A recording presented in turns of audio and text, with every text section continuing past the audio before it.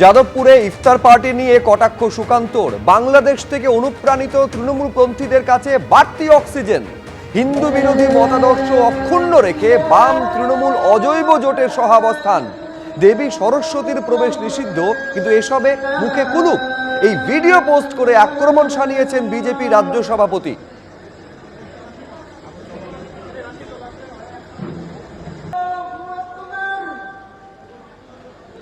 এক্সে পোস্ট করেছেন বিজেপি রাজ্য সভাপতি সুকান্ত মজুমদার। এই ভিডিও পোস্ট করে এই কথাই বলছেন বিজেপি রাজ্য সভাপতি যে বাংলাদেশ থেকে অনুপ্রাণিত তৃণমূলপন্থীদের কাছে বাড়তি অক্সিজেন যোগাবে এই ভিডিও।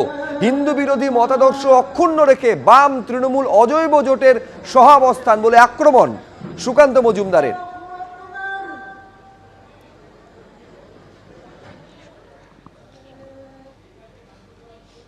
বামপন্থী এবং তৃণমূল কংগ্রেস কতটা হিপোক্রেট এবং কতটা হিপোক্রেসি এরা মেনটেন করে, এটা তার প্রমাণ যে যারা সরস্বতী পুজো হতে দেয় না তারা সর্বতভাবে সাহায্য করে। এবং এখানে কিন্তু দুজনের মধ্যে কোনো শত্রু নেই, দুজন একসাথে মিলে এই বলি সব রসুনের পেছন দিকটা এক জায়গায় হয়ে যায়, সেরকম সব সিউডো সেকুলাররা একসাথে হয়ে ইফতার পার্টি করানো হচ্ছে। ইফতার পার্টি কি সেকুলার? আর সরস্বতী পুজো হচ্ছে সাম্প্রদায়িক। এই মানসিকতা পশ্চিমবঙ্গের হিন্দুদের বোঝা উচিত। এই যে কমিউনিস্ট যারা সেজে থাকে কমিউনিস্ট, এরা কমিউনিস্ট নয়, এরা হচ্ছে কমিউনিস্ট। এরা নিষ্ঠতা এদের নেই কমিউনিজমের প্রতি। এদের একটাই কাজ, এটা হচ্ছে ইসলামীকরণ এবং জেহাদিকরণ। যাদবপুরে ইফতার পার্টি নিয়ে কটাক্ষ করেছেন বিজেপি রাজ্য সভাপতি সুকান্ত মজুমদার। একেবারে ভিডিও পোস্ট করে আক্রমণ করেছেন তিনি। বাংলাদেশ থেকে অনুপ্রাণিত তৃণমূলপন্থীদের কাছে বাড়তি অক্সিজেন। হিন্দু বিরোধী মতাদর্শ অক্ষুণ্ণ রেখে বাম তৃণমূল অজৈব জোটের সহাবস্থান।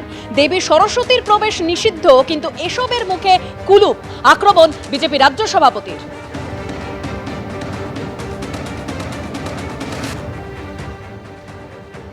যাদবপুর বিশ্ববিদ্যালয়ে অবশ্যই পুজো হয়, ইফতারও হয়।